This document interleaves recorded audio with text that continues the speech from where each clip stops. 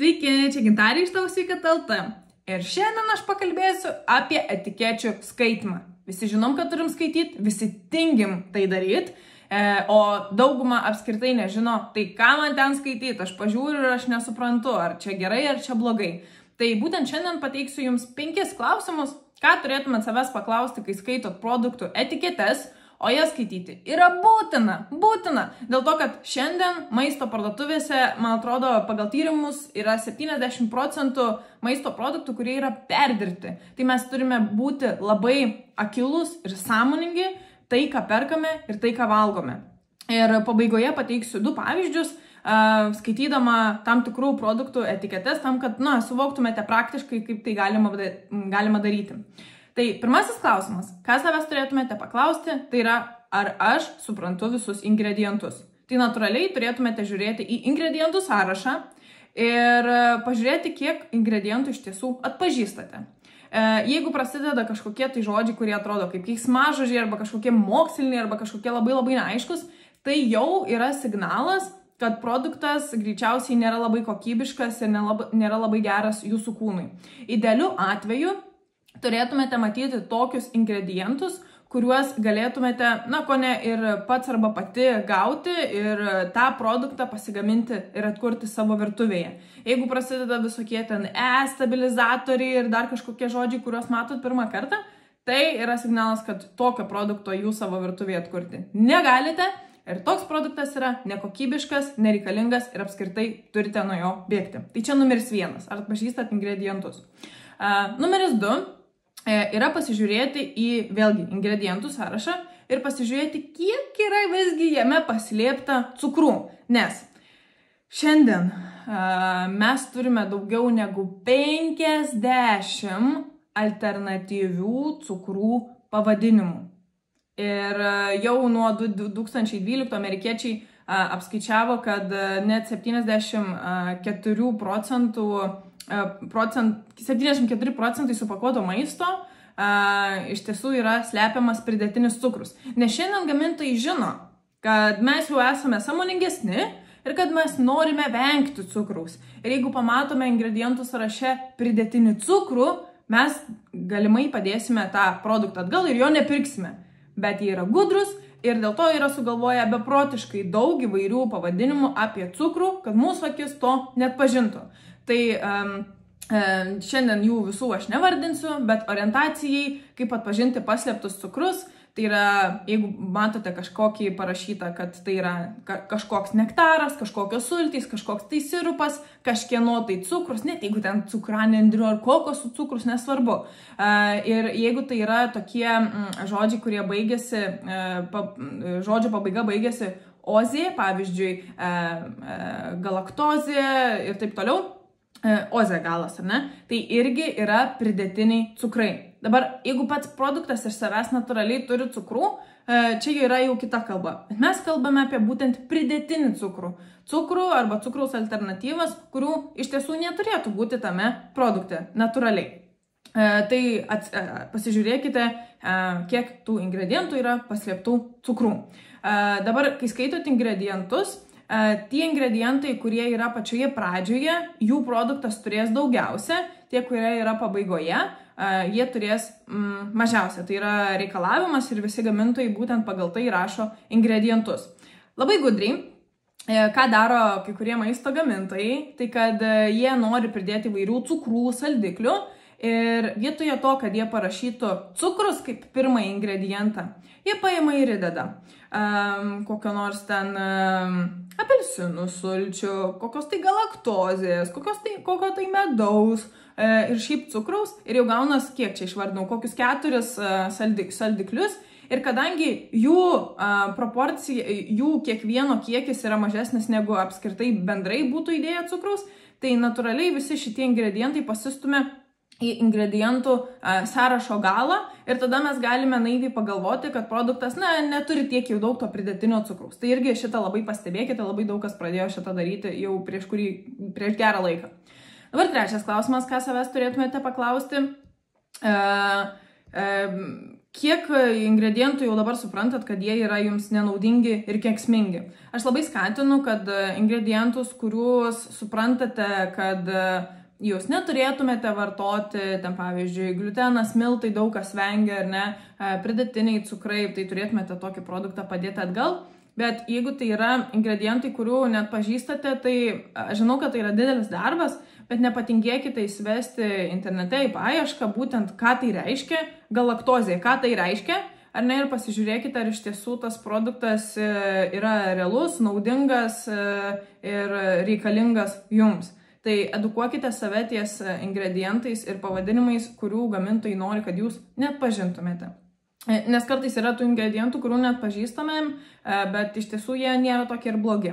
Tai edukuokit save, tai pagalvokit, kiek iš tų ingredientų yra nenaudingi ar net kenksmingi.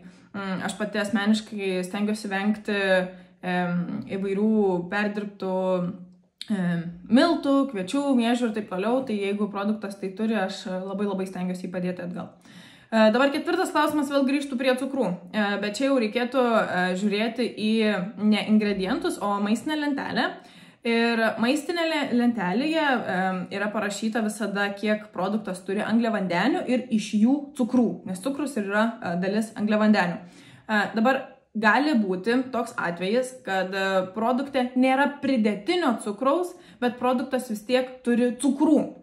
Ir tas cukrus ateina natūraliai iš maisto, pavyzdžiui, tarkim, pieno, šviežus pieno produktai, jie visada turės savyje natūraliai cukrų, ar ne? Tai čia atkreipkite dėmesį, bet pažiūrėkit visada, kiek per porciją, per 100 gramų yra cukrų ir pagalvokit logiškai, ar tai yra reali norma jums. Pavyzdžiui, kaip orientuotis? Tai per dieną jūs maksimaliai, ne minimaliai, bet maksimaliai turėtumėte suvartoti 25 gramus cukraus. Tai jeigu produktas jau dabar, jeigu valgote kokius 4 kartus per dieną, ar ne, tai produktas, patiekalas turėtų turėti iki 5 gramų cukraus per porciją. Tai pasižiūrėjai produktą, jūs galvokite, aha, tai kiek aš jo suvalgysiu ir kiek iš tikrųjų jame yra cukraus, ar galvojant apie dienos normą, tai yra logiška. Aš asmeniškai stengiuosi rinktis tokius produktus, kurie turi iki 5 gramų cukraus per 100 gramų. Tai čia mano rekomendacija man, galite pasinaudoti ir jūs. Ir dabar 5 klausimas, ką savęs turėtumėte klausti, kad kiek produktas turi kalorijų lyginant su sotumo jausmu. Kiek aš jį suvalgius iš tikrųjų jausiuosi soti, ar ne? Tai čia tokį klausimą irgi visada užduokit. Nu, dabar keletas pavyzdžių. Tai aš šiuo metu esu Ispanijoje, tai turiu čia tokią grūdėtą varškę. Ingredientai yra ispaniški, bet jau truputėlį moku ispanų.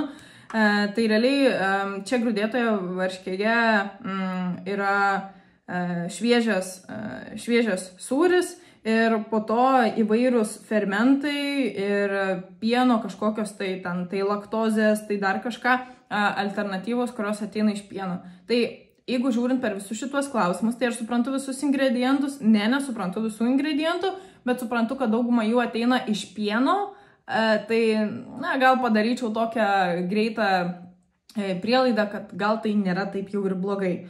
Nes čia jokių cukrų nėra, jokių kažkokių kitų dalykų, kas nesusijęs su pienu. Tai kiek paslėpta cukrų, kol kas aš net pažįstu, kokių čia tų cukrų yra.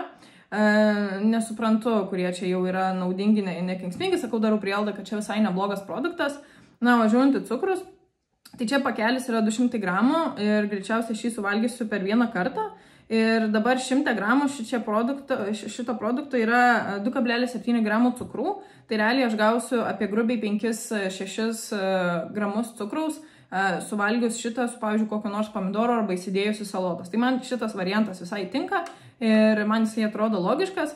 Nu, iš kalorinės perspektyvos aš matau, kad per 100 gramų čia yra 100 kalorijų. Tai visam šitam pakeliui yra apie 200 kalorijų, tai susimaišiu su kažkokiom tai salotom, su kažkokiom tai sėklom. Man čia bus visai logiška, orientuojantis, kad valgau patiekalus, kurie turi nuo 4 iki 600 kalorijų per patiekalą. Tai šitas produktas visai nieko.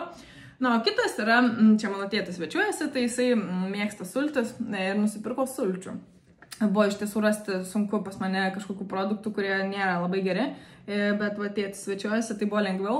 Tai dabar analizuojant šitą dalyką, tai ingredientai yra vanduo, yra apelsinų, obuolių koncentratas, cukrus. Cukrus yra trečias ingredientas. Tada yra šitų, kaip čia dabar, ananasų koncentratas, ne ananasai, bet koncentratas, tada apelsinų koncentratas ir tada visokie stabilizatoriai, priedai, kur jau, ohoho, man čia keiksmažodžiai, aš nebesuprantu, kas tai yra. Tai jeigu taip žiūrint iš tų klausimų, tai aš suprantu visus ingredientus, toli gražu nesuprantu ir aš tokių sulčių virtuvėj tikrai neatkurčiau. Kiek iš ingredientų yra paslėptų cukrų, nu tai čia jau pats nesistengia žmonės gamintojai slėpti. Trečias ingredientas yra cukrus ir turbūt dar pasigilinus į kitus ingredientus irgi atrasčiau paslėptų cukrų.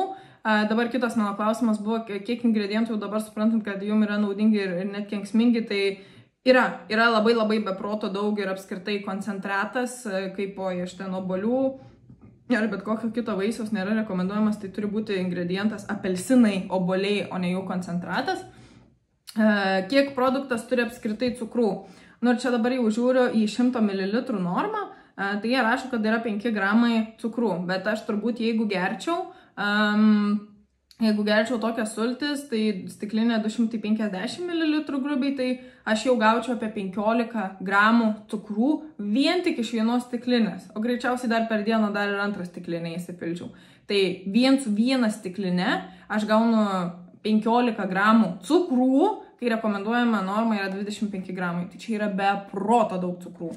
Ir kiek produktas turi kalorijų lyginant su sotumo jausmu, nu jo, čia 100 ml yra 22 kalorijos, tai išgėrus 8 stiklinę, nu kiek čia apie 50 kalorijų turėčiau, tai čia ir nereiktų tikėtis, kad aš soti būčiau, nes nuo sulčių nieko niekada nepasisotinu ir tik dar labiau valgyti užsimanau. Tai tikiuosi, kad padėjo mano pavyzdžiai, klauskit šitų 5 klausimų. Jūs rasite ir video aprašymę, kokie tie yra klausimai ir tikrai netingėkit save edukuoti, nes tai, ką valgote, toks ir esate ir tam turite skirti laiko ir tam skirsite laiko, kai prioritizuosite savo sveikatą ir pradėsite save dar labiau mylėti.